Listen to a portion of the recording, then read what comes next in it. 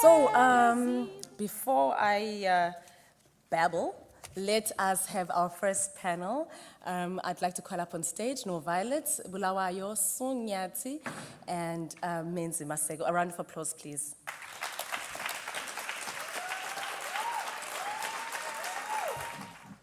Good evening, everybody.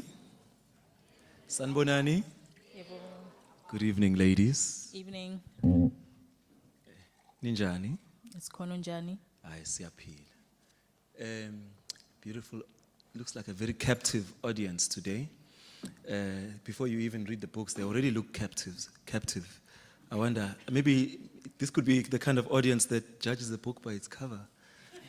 Well, I wonder. I hope not. So we'll definitely get into the books today. We'll make sure we have a little bit of time to get some excerpts from the book. We have on the panel today, of course, Sugoluhle Nyati, and Uno Violet Gabulawayo. I think we'll just basically get right into it. Sing a bit around the bush. Ladies, are you feeling all right? Yes. Why Feeling did great. you bring this thing? This one? Uh-huh. No, it's a symbol Okay. of ancient patriarch. I see. Yeah. I see. Okay. My great grandfather used to carry it Okay. to protect my grandmother. I feel protected, so thank you. Yes, so today it's for you. Tonight it's for the both of you. Okay. He was a polygamist, my great grandfather. So I do not know how the organizers of this knew that my peoples were polygamists, and they put me in this kind of panel. Now, I heard someone say you too. I don't think. Actually, my maternal grandfather Your was maternal. a polygamist. He was a polygamist. He had 4 wives and 4. yeah, and Interesting. my grandmother. Mine too, yeah. Was the first wife. So, ladies and gentlemen, as you can see, you know, Yeah. we are a match made in Africa. Oh, yeah. Yeah. So, in fact, before we just get into the books, you ask about the stick itself. It's actually got symbols of men and women in it. It's got symbols. Oh, So, nice. but anyway, it's not the sticks stage today. It belongs to the ladies. The theme for the day: letters from Zimbabwe. We had a little, just a brief talk, just earlier on now about. I kind of wanted to, even though it's not my place to do such a thing. I think I was asking both the ladies, how would it feel if we said letters from Zimbabwe rather than letters to Zimbabwe rather than letters from Zimbabwe? Because, both the ladies, I think the books were written from, I think, a place of, I don't want to use the word exile, written from outside Zimbabwe. You both live outside of Zimbabwe. So the book is saying letters from Zimbabwe. I know the characters are Zimbabwean, most of them. But how would you feel about that? Changing the theme. Just keep it as it is. It's fine. It works perfectly well. It works Yeah, well. it doesn't matter really. Letters from Zimbabwe. Considering that we are Zimbabwean, they really could be Basically, letters they come from there. Yeah. Yeah, you are from where you are from, after all. So, now, I had a couple of... can we start with that theme first? Letters from Zimbabwe. Maybe Sue. We can start with Sue. Do you think letters from Zimbabwe, according to your interpretation, are they actually reaching the Zimbabweans? Or are they reaching the audience that they're supposed to reach, according to you? Are the people receiving the letters? I think, yeah, they have. In terms of, if we're talking about my book, it has reached the intended audience. Not that it was intended. Just because I'm Zimbabwean, it doesn't automatically mean I'm just writing for Zimbabweans. True. But it has been read by Zimbabweans, and I think it's been popularly received because they can relate to the book. Okay. But even beyond that, the book has also been read here in South Africa and beyond, and people can still relate to it. I think it's an African sort of story. It's an African story. Interesting. No, Violet? Yeah, same here. I guess as long as the book has a readership, even if that readership is composed of 2 people, there's a letter reader somewhere. And it's quite, thinking of the whole letters thing, it's quite interesting because in one of my early drafts of the novel, I had a section that was that was just letters. The novel was narrated by Bonfrey's mother at the time, and she and the son, who was out here in South Africa, were communicating through letters. And there were, of course, people in the US who were writing letters. So I had a section of that kind of exchange.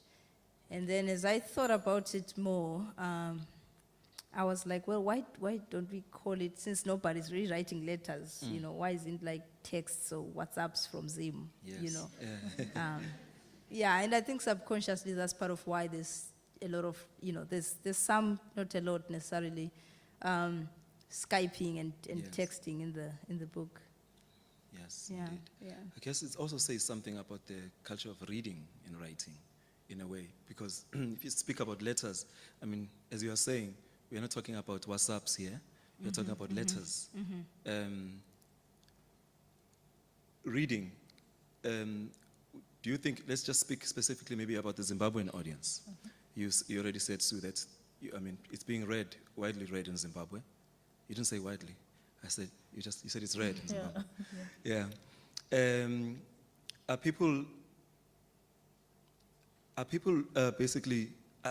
people still reading text in the most in the traditional way, like, I mean, written, or are we finding in Zimbabwe specifically, are people actually writing? I mean, are people reading books?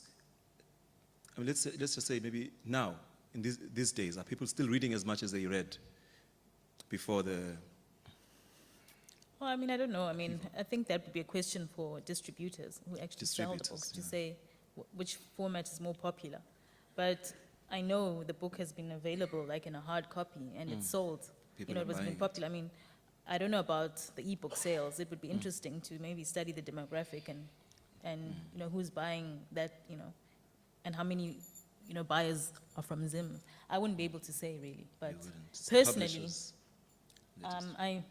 I'm still, you know, into reading the Into hard reading copy. books. I'm not an ebook person. I Okay. like to touch, feel paper. So for me, ebooks are a no-no, Yeah. you know.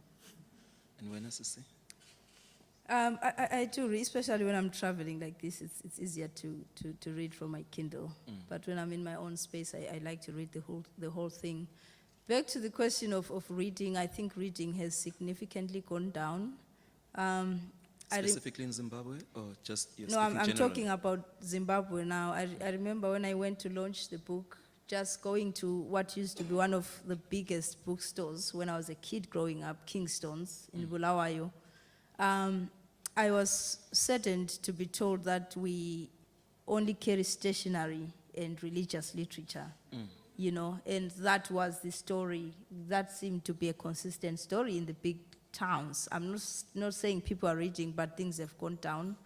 The economic situation, the fact that people are under pressure now economically more than when we were growing up, means that people understandably have to sort of Make choices. prioritize, make choices, you know.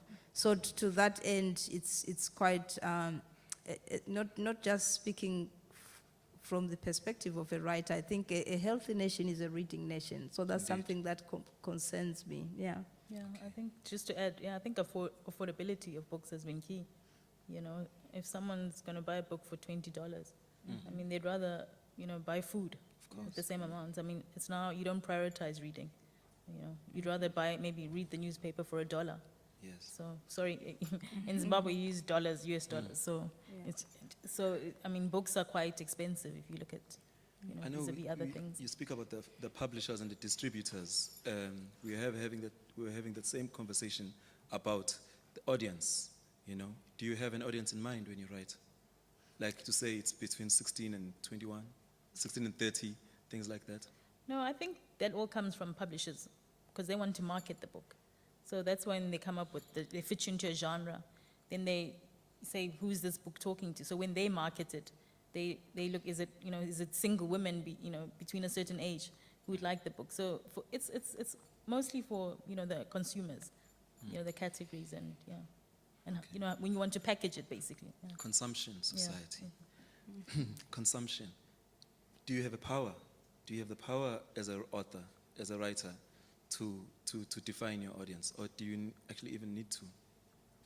Asking. I personally don't have an audience, really. When I write, I'm writing what I want in service of the story. And in terms of packaging, that's the publisher's problem. Yes, marketing, things like that. Yeah, but I don't feel like I have been marketed to a specific audience. And I want my work to be that kind of space where anybody really can come in and connect. But that said, there's that part of the packaging itself. It does not affect you, No. the packaging, after the fact that that kind of genre, that kind of packaging, that kind of boxing does not affect you as a writer, especially, let's say, maybe for your second book. Does not affect how you phrase your words, your turn of phrase, basically. No, it doesn't, because, I mean, I think of my second book, it's totally different from the first one, totally different subject matter. It's not like I'm going to keep, you know, because I'm not writing for a specific You're writing audience to when I tell the write. story. Yeah, just, it's a story. So it's like, I mean, with the first book, I mean, you find people then wanting to put it in like a chick lit category and saying it's for women, but many men have read that book and have, Yes. you know, taken stuff from it and actually enjoyed it. So I think it's actually, you know, selling the book short in a way by saying it's for a specific category. Yes, indeed. Yeah, I think they would have a hard time with me because I want to have as much range as I possibly can. So, yeah. But anyway, the second book is not here, so we'll see. We'll see when we get to there. Oh, yeah. Yes. I had a question here about the overall theme of the festival, writing for our lives. Are you writing for your life? Yeah, I think I am. I'm writing the life, you know, I'm living, Okay. you know, writing it as honestly As and honestly. openly as possible. So that basically sums that up, yeah. Oh, yeah. You are. Yeah, pretty much the same, but I'm also reminded at the time that I'm working. Last week, was I in the US last week? I think Yes, so. US. I went to see Hugh Masekela and Vusi Mahlasela in concert. They were doing this Freedom Tour concert. And he said something about how during the days of the struggle, it was a crime to make music, like revolutionary music, you know. But they had to keep making it, you know. And I was fast forwarding to 2008, 9, 10, 11, 12, which was when I was writing names that I really didn't necessarily have that kind of pressure. I was writing from a different space.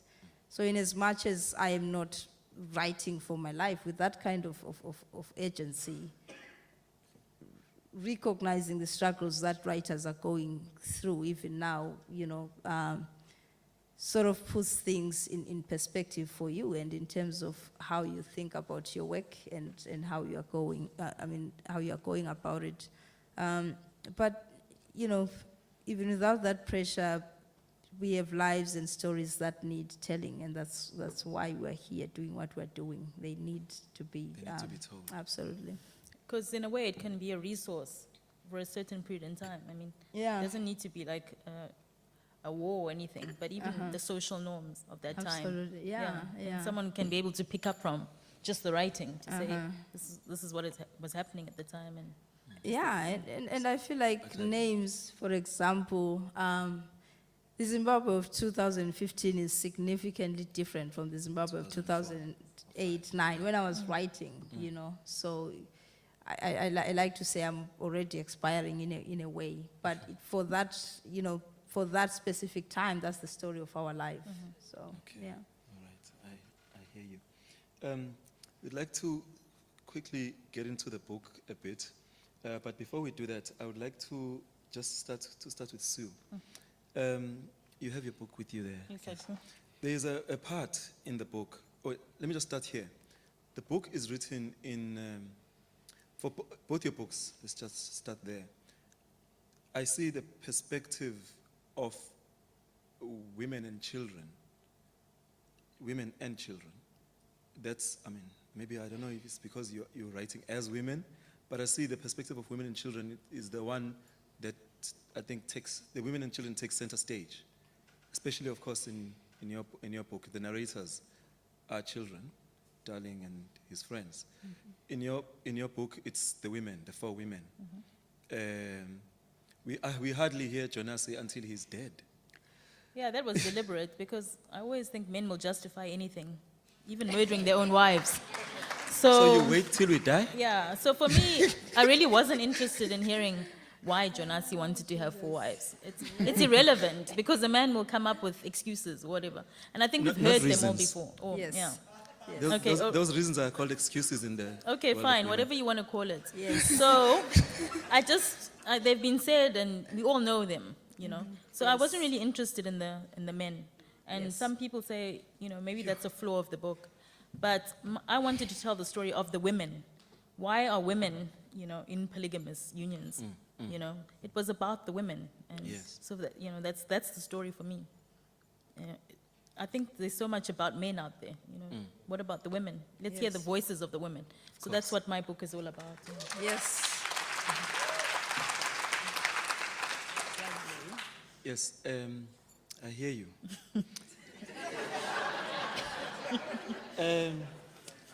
I made sure that I will not be subjective in my analysis. I read the book for enjoyment purely. And I was reading it to my significant other one. And it, how do I put this subtly? Don't be subtle, just bring it out. Just Yeah, bring it because out. the book brings it out. I mean, Yeah, you know, I was reading it out, and I'm saying, babe, do you hear what these women are saying? You know, I may think, you know, I may be a potential polygamist, but I don't think like that. You know, are all polygamists made in the same mold in your thinking? no, they're not. I mean, I think every Do you polygamist is think the different. book typecasts polygamy? No, it doesn't. I mean, I think another story could be written, you know, in a different setting. Could be a rural setting, a man on a bicycle, you know, in a village setting, and he could still have 4 wives. It's just that I use the urban context because, you know, that's the life I live. I'm writing about my life and my, you know, what I'm exposed to. Okay. So yeah, that's the only From the difference. woman's perspective. Because I The know there's a children? book that was written in Nigeria, Baba Segi's wives. Yeah. Yes. And she wrote it in a different, you know, but it's about polygamy. So I Yes. just think, you know, it's a story that can be written depending, you know, on the influences in society. Okay. Without dwelling too much on this interesting subject of polygamy, the stories of the children, Jonasi, the character, not the main character, how would you call it, the antagonist. It's right and I call him an antagonist. The stories of children, he seems to be he cares about his children a lot. All of them. Yeah. Do you think not telling so much from their perspective kind of robs the story a bit? No, because it's not about the children. It's The about the children are the woman. products of the relationship with the dad. It's about the women. It's about the women. Maybe another book could explore the children, but it was actually about the women. Yeah. I got you. I got you. I'm with you, my sister. Now, sorry, just let's get a little bit into the book. Here, on page 80, there is, I think, the mistress, the second wife, Umatipa. On page 80 in the program, the glamorous mistress mentions that she detested how Jonasi gave Shona names to the twins. They have twins, Haley and Ashley. And he gives them these typical Shona names. So I think the question that I had in mind was, is that something that most Afropolitan, or let me not use the word Afropolitan, urban Africans, I mean, almost every Zimbabwean that I've met in Durban, not all of them, I don't want to generalize, they all, when I ask him your name, they give me names like Given, or like English names, Sue, for example. Yeah. My name is, I think I explained where Sue came from. These people are not here. Okay. My full name is actually Sugoluhle. And my third grade teacher, Mrs. Olafia, couldn't pronounce it. And she shortened it to Sue. So that's how Sue came into being. A lot of you can't say Sugolushli, because she'd call me Sukolushli, or it just sound, Sukolushli. or yeah, things like that. So, and just to get away from hearing funny versions of my name. So it was easier. But I'm very proud of my African name, Sugoluhle. And when I'm in Durban, I love the way Amazulu say it, Lusugoluhle, with such bravado. So when it comes to names, what I find is, yes, a lot of Zimbos have name, Charity. maybe, well, let's not go into that. Okay. Those kind of Yeah. names, yeah. I We think need we new need new names. names for those ones as well. Because everyone will say to you, you can always recognize a Zimbabwean by the name, More blessing, More blessing. kindness, yeah, and there was that, we need new names. Stringent. Yeah, those kind of names. Okay. But then you get your upwardly mobile Zimbabweans who are more affluent, more educated. And you find they want to give their children, English names. Ashley, Lauren. And there's absolutely nothing wrong with that, Does it- Okay. Your time will come. Your time will come, comrades. Okay, I mean, people can name their kids what they want, okay. But taking it further, you also find that they don't want their children to grow up learning, indigenous languages like Shona and Ndebele. And I have a problem with that, okay, because you're essentially robbing your child of an identity.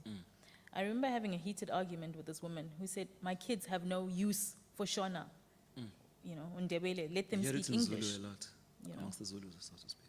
And, I think, that's a flaw, in people. These You names. we need to learn to embrace our culture, our languages, because you're going to lose your identity. I mean, children, people will say, no, kids get confused if you teach them 2 languages. But what bullshit is that? I mean, I speak my own indigenous languages, but I can speak English as well. Yes. Where's the confusion? So Yeah. I just, I hate those kind of, Do you have anything to say about that? Sorry? Do you have just anything to comment about that? No, I just agree because, it's not often that you see a white American with a name like Nomtandazo, So I think it's time to kind of embrace Even our... PJ Powers doesn't have an African name. Oh, she does. Yeah. Okay. Letters. Do we still write letters in our own language? The issue of language. Like, for example, if you write a letter to your to someone, a member of the family, do you write it in Shona? Or in We don't Ndebele? write letters anymore. yeah. So, You don't? yeah, like you call, you you were- Skype, yeah. and you WhatsApp. You and WhatsApp. Because you're text. far. Is it because of the time it takes, or? No, it's not a time Snail issue. mail It's issues? it's a way we are time. I mean, it's a way we are kind of thing. It freaks me out to hear my friends saying I was WhatsApping with my mother, Just the thought of a Magoko sitting there texting. WhatsApping? And I Best remember... believe they do these days. They do, yeah. Yeah, and my father is like 78 years old, and I had called home one day, and he was like, "Yeah, I was on this thing. It's what? It's Facebook, Ah, and I yo. saw you on it. Oh my you gosh. see, it was the first time I heard him use the word Facebook, I've chased. and I was erased my mother, deleted my mother from Facebook. yeah, She but keeps it's coming back. I miss that letter writing thing. I kind of regret that I don't have a collection of letters between me and my father. Yeah. Because actually he's do. such Intimate. I do. they're intimate, and he's such a writer, it would be a blessing to have. Just to keep it as a keepsake. I have, volumes of letters from way back in the 80s. I used to file them. I'm a Various Cancerian, languages. so I'm very sentimental. And I always think I could make it in a book. Stacks. But no one writes letters anymore. Maybe writers can make a revolution in that You way. need pen pals or something. No, Violet, your characters, do you deliberately had to make them children? You had to speak Like I from the s- child's voice. Like I said, like my early drafts were in Darling's grandmother's voice, mother of bonds. And then it was a voice that was kind of problematic because looking at where the story was coming from, it was a very politically charged narrative, and writing from an adult perspective meant that my own perspective was very much present and in your face, and it started affecting the what? The storiness. And the polemics, you see. yeah. Yeah, Too much, and then just one day after workshop, Darling just happened and her group of friends. And as I got into her and her voices, I realized that the fact that they were children actually offered me the distance to pull back and rethink the story in fresh ways, while still keeping the politics somewhere in the background. But I'm also interested in voices of marginalized people, especially women and children. And I feel like children especially suffer the consequences of decisions made by adults, really in every aspect of life. They don't run things, they don't make policy, etc. So I thought it would be interesting to have them speak to us of the world that they have inherited from us. Yeah, interesting, because there's a part in your book where the children are waiting for the parents to come back from voting. Yeah. And they are really hungry, and it rains, and they get dry, and the sun starts pelting them. They never miss their parents, but on that day, they really miss their parents. Yeah. It's interesting. I think, can we have an excerpt from the book? Can we begin there, or we'd like to, because there's some more questions I can ask. Let's start. Let's just start with the book. Let's get into the book, into the literature. That's what we're here for, right? Right? Okay. Okay. They don't speak when they're spoken to. They speak when they're not spoken to. Like children. All right. So this is Darling. It's in the part of the novel that's set in the US. She's at a wedding, and she has just, she's washing her hands after doing her business. I am washing my hands and admiring my interesting face when a voice says, "Are you from Africa too?" I look in the mirror, and this woman in a blue dress is standing there, smiling at me. I notice the smell of her sweet perfume is all over, like a living thing. I smile back. It's not exactly a smile, just the brief baring of teeth. That's what you do in America. You smile at people you don't know, and you smile at people you don't even like, and you smile for no reason. I nod, turn around, and start drying my hands under the noisy dryer. When I turn back, the woman is waiting for me like we are maybe on Main Street at home, and she's selling me some cheap eggs. "Can you just say something in your language?" she says. I laugh a small laugh, because what do you even say to that? But the woman is fixing me with this expectant stare, which means she is not playing. So I say, "I don't know. What do you want me to say?" "Well, anything really."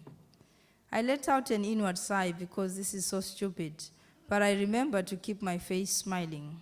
I say one word, "Salbonan," and I say it slowly so she doesn't ask me to repeat it. She doesn't. "Isn't that beautiful?" she says. Now she's looking at me like I'm a wonder, like I just made magic happen. "What language is that?" she says. I tell her, and she tells me it's beautiful again, and I tell her thank you. Then she asks me what country I'm from, and I tell her. "It's beautiful over there, isn't it?" she says. I nod, even though I don't know why I'm nodding. I just do. To this lady, maybe everything is beautiful. "Africa is beautiful," she says, going on with her favorite word. "But isn't it terrible what's happening in the Congo? Just awful." Now she's looking at me with this wounded face.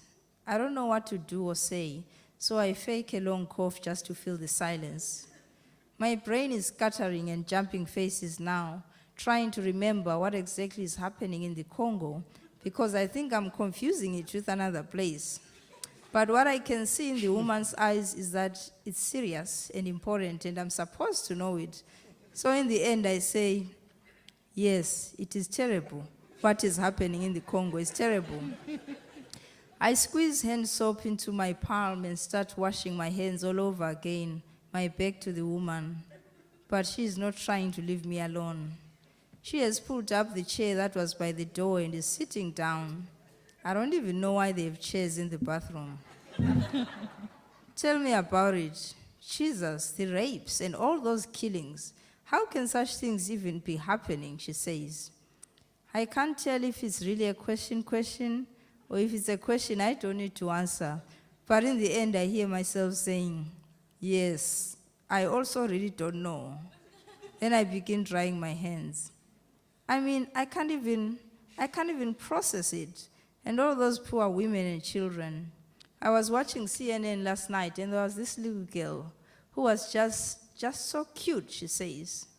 Her eyes start to mist, and she looks down. I glance at the box of Kleenex at the edge of the counter and wonder if I should pick it up and hold it out to her. It just broke my heart, you know, the woman says, her voice choking. Then she lifts her head like she has remembered something important. Now, Lisa, up there, my niece, one of the bridesmaids, the tall one, real skinny redhead, she's going to Rwanda to help. She's in the Peace Corps, you know. They are doing some great things for Africa. Just great, she says. I nod, even though I don't really know what the woman is talking about. But her face is looking much, much better, like the pain from earlier is going away. And last summer, she went to Kaelicha in South Africa to teach at an orphanage. And let me tell you, we all donated clothes and pens and medicines and crayons and candy for those poor African children. Then she puts her hand over her heart and closes her eyes briefly, like maybe she's listening to the throb of her kindness. I'm surprised by the way she says Kaelicha. Says it so well, like maybe it's her language even.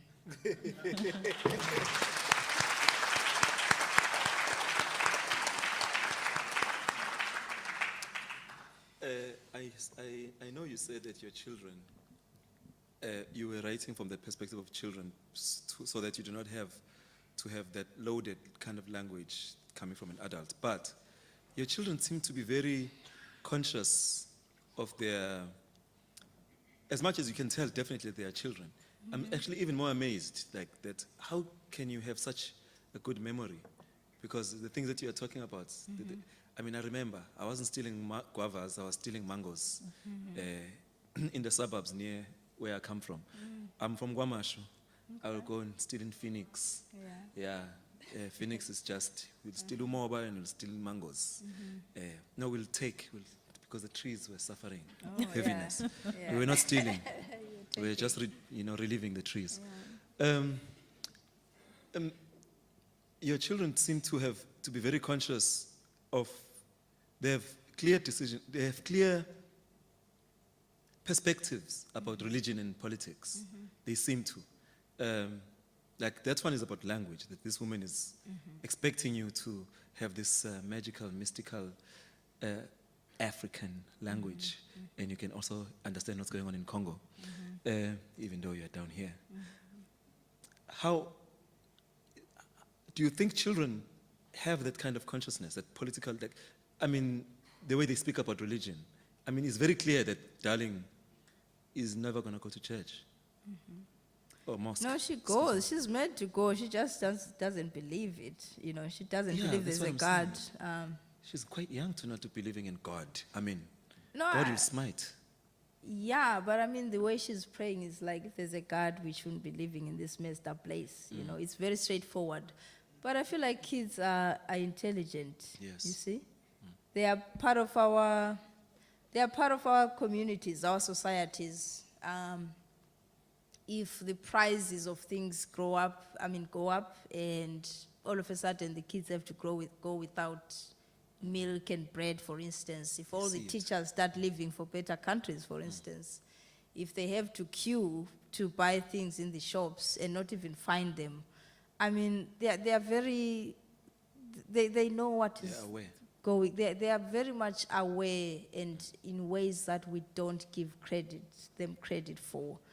And of course, they are living with adults who are always talking about the big picture, so that they are aware of the conversations and they have their own opinions. It's just that we don't get to hear them. But yours are quite cheeky. I find them quite cheeky. I don't know if any other reader here. They're, in they're the audience- modeled after my childhood they're just friends. pure you know? cheekiness. Yeah, and that's the kind of kids we need For to lack of a better raise. word. You know, yeah. Cheeky kids. Obviously. Okay. Yeah, I hear. because they'll make the engaged adults that we need, you know. It was, we're talking yesterday with friends about how independence and attitude were not always encouraged by our parents. You had to be the good, quiet kid, Yes, yes. you know. So that can be a problem. It's true. Because kids don't end up not really believing in the power of their own voices, in themselves as thinkers, in themselves as people who are able to articulate their opinions, you know. Okay, excuse me, I just need to ask this question before we move on to Sue a bit. Do you think this, as I was reading the book, because when Ulo Kuzane, when Darling goes to destroyed Michigan, it seems, I kind of got the feeling that it's as if you are saying that it's an African phenomenon, this like the kid, the child, I don't like the word kid, it's a little goat. The child is freer, it seems to be freer in America than he is, she is. Yeah, I kind of got that feeling that she, besides when she's with her friends, but in the family unit, she seems to be, I mean, Florentina, Fostalina. Fostalina, she seems to be, would you like to have this? Would you like, but at home in Zim, she's told, go there, go there, go there. Is that not, I'm not saying you're generalizing per se, but doesn't the book give off that, on that because of that? Well, it depends on how you read it, you know.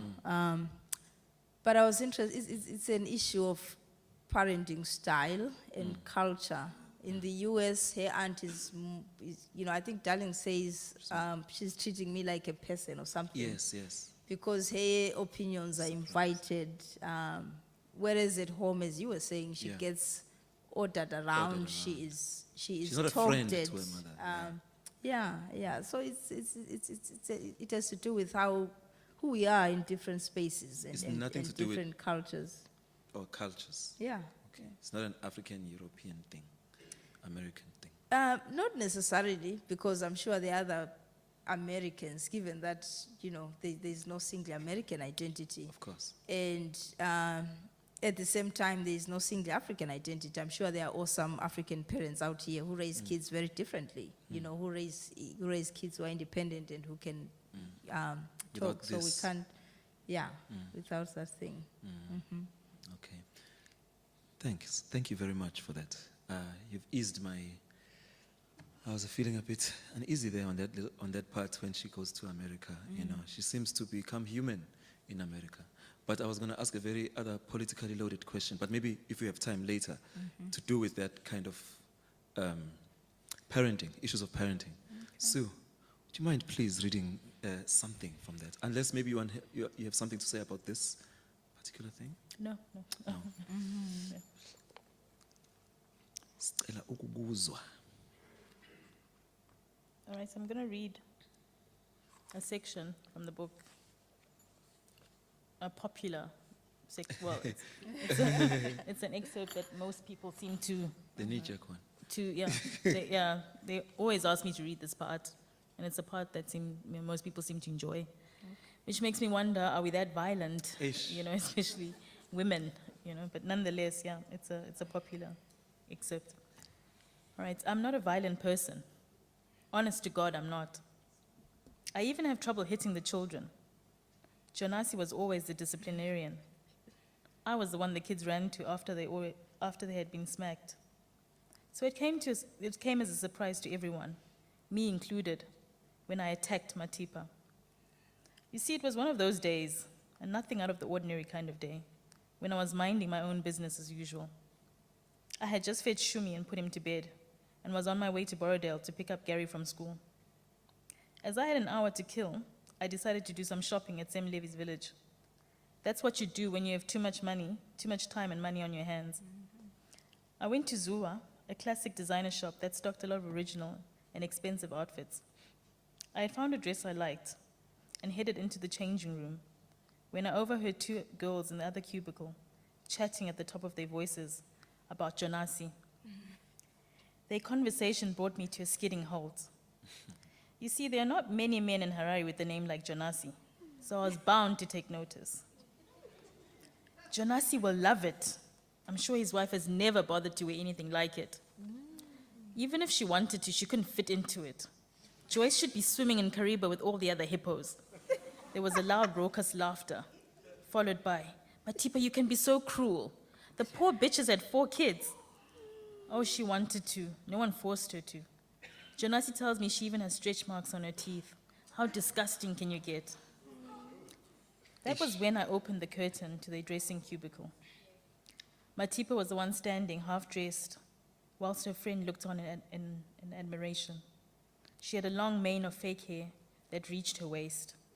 Kind of reminded me of Rapunzel, except that she was a repulsive Rapunzel. Excuse me, she said tartly, I'm trying to get dressed.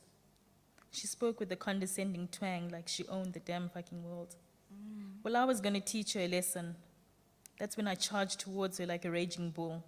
I grabbed her by the neck and pushed her into the mirror and banged her head against it. Her friend flew out of the cubicle. I'm not sure if this was to call for help or to get as far away from me as possible. I did not care either way. All I was worried about was to sort out that bitch in front of me. Suddenly, all that anger that was inside me came bubbling over. I slapped her hard across the face, once, twice, until I lost count. Easy, easy, easy. By the time the guard came to see what the fracas was about, I had Matipa by the hair, banging her face into the wall. The female guard held me from behind and tried to restrain me from inflicting further damage. Whore, I screamed. If you want to sleep with my husband, do it quietly. It did not take long for the short, stubby, uniformed woman to realize that the woman lying on the floor in a heap was the cause of my angst. She released me and kicked Matipa in the face with the round mouth of her shiny boots. Matipa yelped out in pain. Shut up, hissed the guard. If you scream again, I'll break both your legs. Okay. So, yeah. Oh,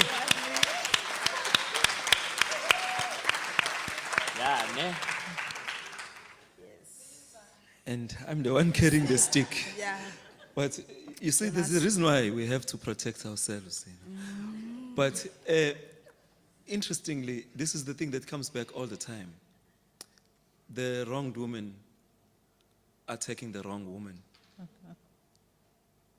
Yes. Do you have anything to say about that? Why is Jonasi never smacked? But typically women are like that. We fight each other. We never fight, you know, the man, you know. And women pull each other down. Women don't uplift each other. It's very Crap. competitive kind of, you know, women.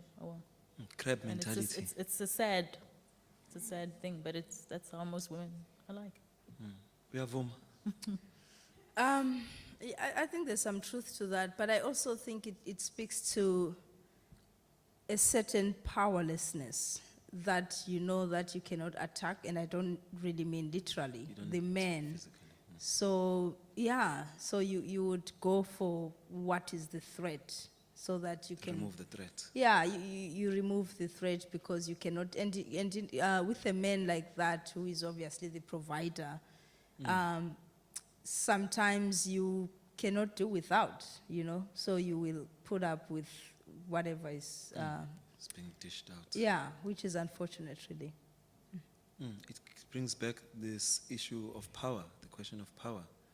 We had a brief conversation about that.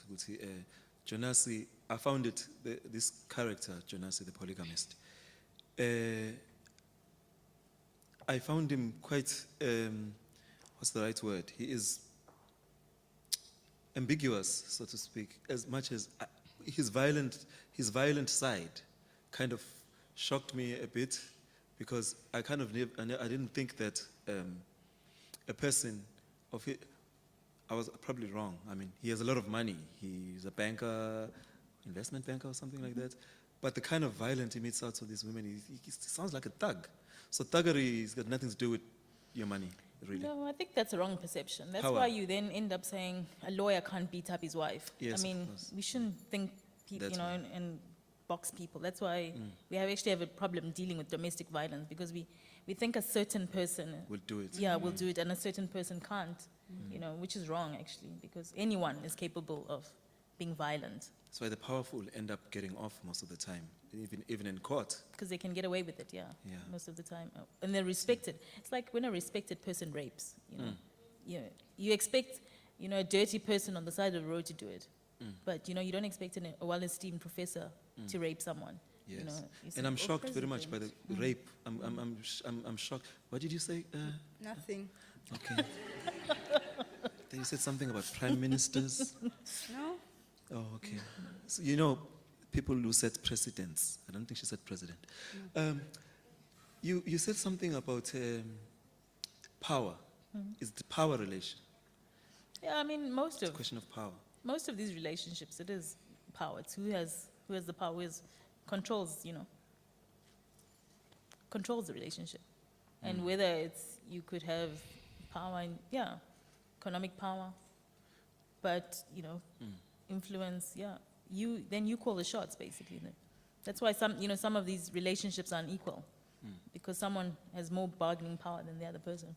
Does it change when the woman has the power, do you think? Look, I typically. think, you know, if there's some women who enter relationships with, you know, an upper hand, maybe in Yes. terms of Finance education, or education. Upbringing.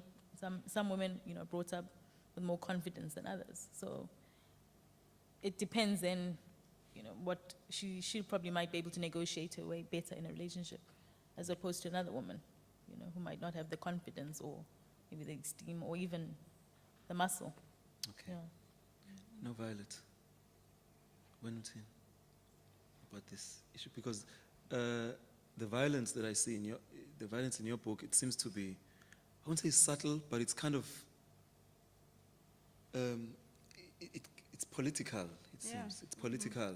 In Sue's book, it's more something of it's domestic, Yeah. and there's rape, and it's kind of really shocking. It's very graphic. But of course, it does have social connotations. But in yours, this kind of violence, do you think children can survive it in any way? Or Well, I mean, psychologically also. I don't mean just surviving without unscathed. Is there any kind of psychological burden that they carry? yeah, I mean, obviously, I think you can't undergo that kind of violence and trauma and stay intact. It messes you up. But of course, we hope that they can survive it. It's political, of course, because you have the political background, you have the state machine. But it also drips down to personal relationships. You have the reverend who is sexually abusing women in front of a congregation. Yeesh. You know, that's like Assaulting. a specific type of violence. You have the young activist who's murdered. You know, born that's free. a tough type of violence. You have, you know, the white couple that is dispossessed of their home and beaten up. That's Yes, a yes. type of violence. Yeah. So it's really. It doesn't choose. Yeah. So we're thinking it is a good time for now to turn to the audience. And you can ask questions. I think we take 4. Or 4 will be, will be Or enough. even one is fine. 1 is fine. One question. Yeah. Hey, this woman is limiting you. This is the violence Yeah, one against. is fine, you see. Okay. I think there's roving mics. Oh, thanks, man. No, yeah, well, I mean, that was quite insightful, and I'm looking forward to reading the actual text as well. I've just been thinking, I mean, for quite some time now, one of Africa's respected literary giant, Ben Okri, towards the end of last year, went on, I don't even know what to call it, but I'm sure our writers may have seen the scathing critique to African writers that brother Ben had to say that we often write about heavy subjects, and that's why we've created a name for ourselves as African writers, such that if we are expected to write about slavery and colonialism and hardships and all that, and that's how we are failing to make a mark in the literary world, because people are not interested in that. So I just would like to get both authors' views on that. But secondly, it's the issue that's also very close to me, the issue of language. Because also having lived outside Africa, particularly in Europe, and see that when people move from Germany to Italy, they take a conscious effort to learn the language, speak it, read it, understand it. But for obvious reasons, because here in Africa, the mission was different. I think our white compatriots still refuse to learn our languages, whether it's Shona or Zulu, whatever the case may be. As a result, it seems that it's in our psyche as black people, whether we are writers, whatever the case may be, that English is the only medium and there's nothing else. I also want to, think that, because I believe that also language is, carries a lot. A significant part of a culture. Are we saying that we are just giving up? We are just going to be black people that, limit themselves to English and that's it. We are not going to. Unlike like what I said, something I respect by Ngungi to say, I'll do it in my language. There can be translations, but this is a way to say, as Africans as well, we are proud of being African and we're not apologetic, Okay. Thanks. Give thanks. Okay, just maybe to quickly tackle that question in terms of language, I think the language issue can be dealt with translations. The reason why I write in English is I can express myself better in English. I don't know if I could have written The Polygamist in Zulu in the same way, okay, and done justice to it. Do you get what I'm saying? So for me, I don't think that's in terms of a hindrance. And then, the writing about heavy subjects, yeah, I think when you write, you also need to entertain. No one wants to be bored. You can still tackle those heavy subjects, but in an entertaining way. My book has heavy themes in it, but you'll laugh, in some places. Yes. It's not like an overload. Okay, you don't want to be depressed when you're reading a text. Okay? Lots of shopping. But, there are lots of themes in there, and you'll think about it after you've shut the book. So it's how you tell the story, but also imparting, a message, even if it's a heavy message. Okay, I don't know. Well, I bought some books that I'll try and mail to Ben Okri, because I don't think he's reading widely from African writers. I would like you to say a little bit more about this, Violet. Yeah, I want you to say a little bit more, but can I just say? Yes. Excuse me. Can I just say, if you read the book, the Lokuzane, in your names, the English that Uno Violet is using, it could not have possibly been written by anybody who's not from Africa. Yeah. So there's the Englishness of the nervous conditions that the woman was tackling, and then there's the English of Africa, if you could put With it that the way. African nuances in it, yeah. That you'd have to be African to appreciate some of the nuances in the book, yeah. Yeah, I'm not defending, I'm just putting it out there.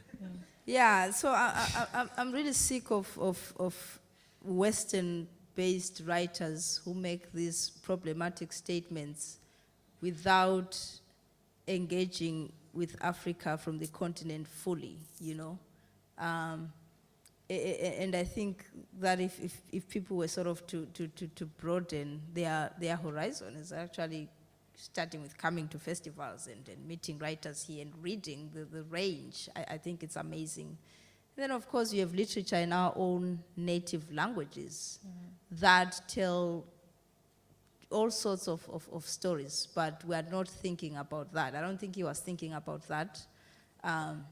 it's not like African literature is in Euro language, you know. And then in terms of language, I don't write in English. You know, I write in English with a small e.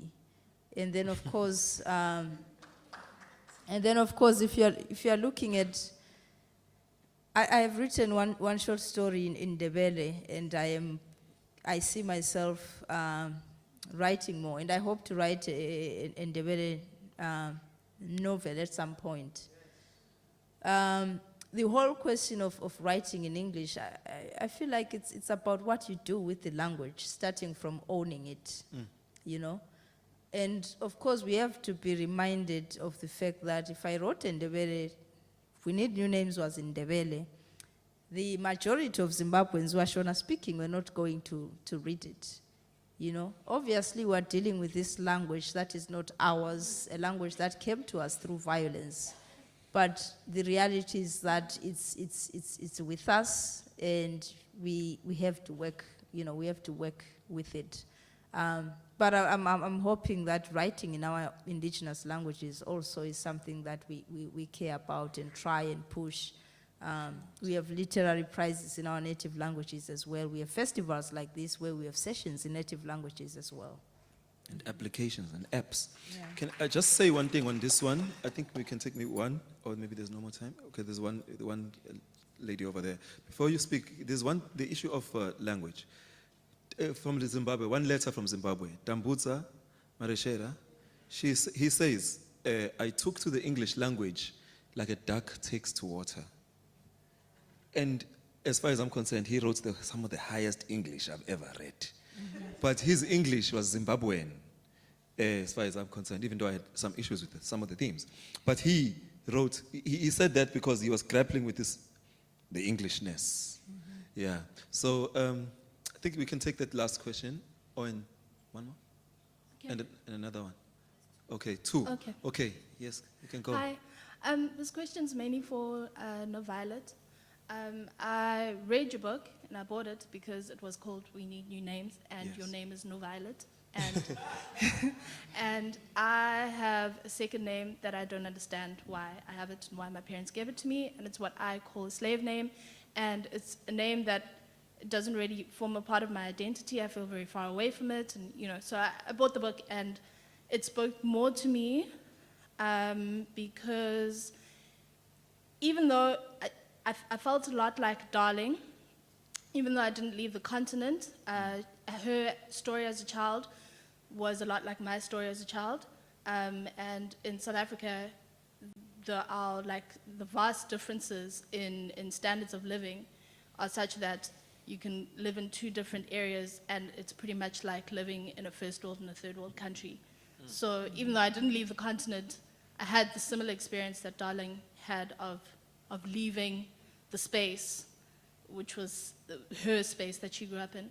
And so the two questions I have for you are, how do you feel about your name, No Violet? How does it form part of your identity? And I know you said you were trying to shy away from telling a politically charged story, and so you kept it as the children's perspective, but for me, the book ended very abruptly, mainly because I related so much to it, and I was very interested in how Darling would develop into an adult, and how she would balance and manage her relationships with the people she left behind and the life that she left behind. And I was just wondering if you ever thought of that, if it ended abruptly for you, if you think about what kind of adult Darling becomes. If you would at some point be willing to tell us that story as your audience, I'd be very interested to hear that. Sequel. Yeah, sequel at some point. I don't know when though, but mostly because of my young readers. I'm amazed by how very young readers are reading names, and they're like, yeah, we need to know what's happening to Darling. My name is not my given name, as you would probably know from the internet. My given name was Elizabeth, which is a problematic name. I didn't have that much of an attachment, really. And Anyway, Violet is my mother's name. She passed away when I was, a baby. And I guess growing up with that absence, that was very much present, kind of I think it would mess anybody up, really. So it was my way of honoring her memory. The N-O means with. And then Bulawayo, of course, is my hometown. And I was in the US for about 13 years before I was able to go back home. So it was my way of staying connected to the homeland. I remember, talking to some of my siblings in the US about the name change, and they're like, everybody was like, don't do it, because the old man is gonna be pissed, But yeah, I'm like, it's not about the old man anymore. So that's the boring story of my name, in short. Yeah. I think I also have a name-related question, so I was waving frantically because I wanted you to answer both at the same time. In terms of your naming of your characters in the book, so there's Darling, who's obviously our darling, and then was there kind of deliberate thinking about what names you would give them? And I'll bring up, in particular, Bitchington, Mboro. Revelations Bitchington. Yeah. And the Mboro, and what those names mean in Shona, I think. Was that like a deliberate thing? And Well, I don't know what Mboro means in Shona. My big sister is here. If I say things that are derogatory, she's gonna, No violence. But the whole naming project was deliberate in the sense that I wanted to embrace the fact that I come from a culture of colorful names, and I wanted those names to be present to be very present. But I also thought about them, obviously. I was thinking of names as an extension of character.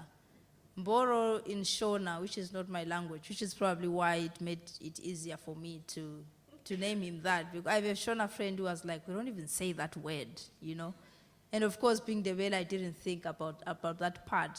But I think it fits given the kinds of shenanigans that he's into. And I'm also against silencing for whatever reason, especially in a culture where all sorts of shit happens, really. Especially when it comes to all sorts of violence, sexual violence against women. Yeah. And I find it very problematic that people would be offended by the fact that I named a character after a male member, but they don't freak out when women are raped, when women are beaten and their clothes torn off because they are wearing miniskirts, Yeah. Lastly, I think we have 3 minutes, if not 2. I would just like to ask 2. Yeah, I'd like to just ask a question, maybe to Sue, about, or maybe to both of you, about the. Do you feel obliged to write about the situation in Zimbabwe? No, I don't, but I always like to put things into context. You're not writing in a vacuum. Yeah. So it'll come in. It depends, the extent will depend. If you had a central character who was a politician, then of course maybe you'd discuss a lot of the politics, but,